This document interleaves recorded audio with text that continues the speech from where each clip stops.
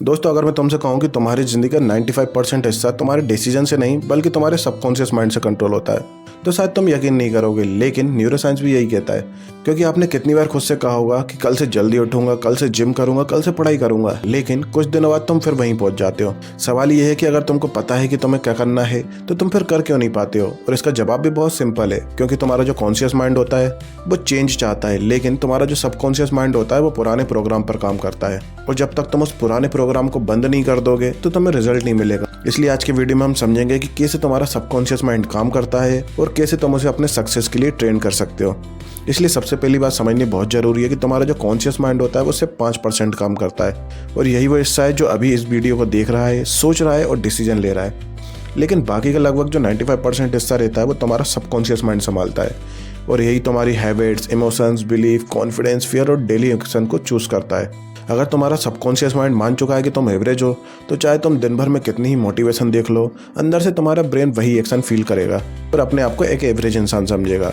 सोचो, जब तुम पहली बार साइकिल चलाना सीख रहे तब तुम्हें कितना फोकस करना पड़ता था। बैलेंस, ब्रेक, पेडल, बहुत सारी चीज़ें तुम्हारे दिमाग में चलती थी और वो चीज़ें तुम्हारा कॉन्शियस माइंड कंट्रोल करता था। लेकिन आज तुम साइकिल चलाते हुए भी बातें करते हो। क्यों? क्योंकि तुम्हारी स्किल जो है वो सबकॉन्शियस माइंड में सेव हो चुकी हैं। और यही रूल हर हैबिट पर लागू होता है, चाहे कॉन्फिडेंस हो, डिसिप्लिन हो या फिर सक्सेस हो। अगर वो सबकॉन्शियस में सेव हो जाती हैं तो सब कुछ ऑटोमेटिक हो जाता है। इसलिए अब सवाल आता है कि सबकॉन्शियस माइंड को आखिर ट्रेंड कैसे करें। इसलिए पहला तरीका है रिपीटेशन। हमारा जो ब्रेन होता है वो बार बार दोहराई गई चीज़ों को याद रखता है, सच मानने लगता है। इसलिए अब सवाल आता है कि सबकॉन्शियस माइंड को ट्रेंड कैसे करें। पहला तरीका है रिपीटेशन। ब्रेन हर बार दोहराई गई चीज़ों को सच मानने लगता है। इसलिए अगर तुम खुद से रोज कहते हो कि मैं बहुत लेजी हूँ, मुझसे नहीं होगा, मेरी किस्मत खराब है, और इसी चीज़ का अपोजिट अगर तुम खुद से रोज पॉजिटिवली बात करते हो कि मैं डिसिप्लिन इंसान हूँ, मैं हर दिन इंप्रूव करता हूँ, मैं चैलेंजेस को एक्सेप्ट करता हूँ, तो धीरे धीरे तुम्हारा ब्रेन उसी डायरेक्शन में नए कनेक्शन बनाना शुरू कर देता है। लेकिन याद रखना, सिर्फ बोलने से कुछ नहीं होगा, तुम्हें उस चीज़ को फील करना होगा। और यही आता है तुम्हारा दूसरा स्टेप, विजुअलाइजेशन। दुनिया के कई सक्सेसफुल एथलीट्स कंपटीशन से पहले खुद को जीतते हुए इमेजिन करते हैं, क्योंकि रिसर्च बताती है कि जब आप किसी एक्शन को डिटेल में विजुअलाइज करते हो तो आपके ब्रेन के कई हिस्से वैसे ही एक्टिव होने लगते हैं जैसे वो सच में काम कर रहे हो। इसलिए रोज 5 मिनट आंखें बंद करके खुद को वही इंसान इमेजिन करना चाहिए जो तुम बनना चाहते हो। सिर्फ सोचो मत, महसूस करो कैसे कॉन्फिडेंस होगा, कैसे चलोगे, कैसे बोलोगे, कैसे डिसीजन लोगे, क्योंकि ब्रेन इमेजिनेशन और रियलिटी के बीच हमेशा साफ फर्क नहीं कर पाता। तीसरा स्टेप आता है आपका एनवायरनमेंट। तुम चाहे जितने भी मोटिवेशन सुन लो, अगर पूरा एनवायरनमेंट नेगेटिव होगा तो तुम्हारा सबकॉन्शियस माइंड उसी के हिसाब से प्रोग्राम होगा। अगर तुम्हारे आसपास के लोग ऐसे हैं जो हर समय कंप्लेन करते हैं, रिस्क लेने से डरते हैं और हर आइडिया को इम्पॉसिबल मानते हैं, तो धीरे धीरे तुम्हारा ब्रेन भी उसी के हिसाब से बिलीव करने लगेगा।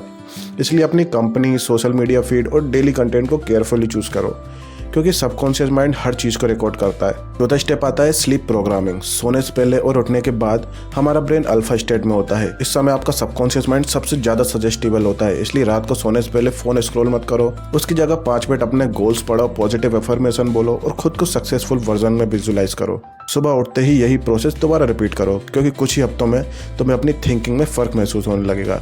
5वां स्टेप आता है इमोशंस। सबकॉन्शियस लॉजिक से नहीं, इमोशन से चलता है। इसलिए जिन बातों के साथ स्ट्रॉन्ग इमोशन जुड़ जाते हैं, ब्रेन उन्हें जल्दी याद रखता है, और यही वजह है कि बचपन की कुछ बातें हमें आज भी याद रहती हैं। इसलिए जब भी अपने गोल्स या एफर्मेशंस को बोलो तो उन्हें इमोशंस के साथ बोलो। बिना फीलिंग्स के वो वर्ड सिर्फ आवाज रहते हैं, क्योंकि फीलिंग्स के साथ वही वर्ड प्रोग्रामिंग बन जाते हैं। इसलिए 6th स्टेप आता है स्मॉल विंस। बहुत लोग एक ही दिन में पूरी लाइफ बदलना चाहते हैं, लेकिन ब्रेन अचानक बदलाव पसंद नहीं करता।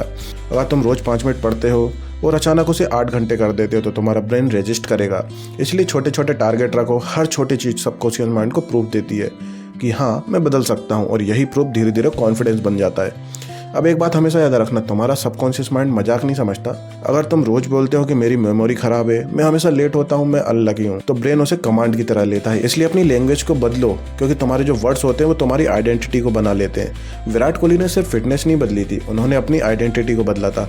उन्होंने खुद को पहले एक वर्ल्ड क्लास एथलीट की तरह देखना शुरू किया और फिर उस हिसाब से अपना खाना सोना और प्रैक्टिस चालू करी, और रिजल्ट बाद में आया। प्रोग्रामिंग पहले बदली थी, और यही हर सक्सेसफुल इंसान करता है। पहले वो माइंडसेट को बदलता है, फिर रिजल्ट बदलता है।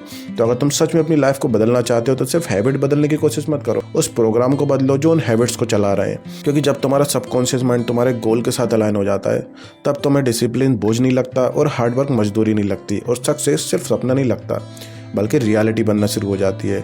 इसलिए आज से एक फैसला करो कि अपने माइंड को रैंडम प्रोग्रामिंग पर मत छोड़ो, उसे रोज ट्रेंड करो, क्योंकि जिस दिन तुम्हारा सबकॉन्शियस माइंड तुम्हारे सपनों पर बिलीव करने लगेगा, उस दिन तुम्हारी पूरी जिंदगी का डायरेक्शन बदल जाएगा।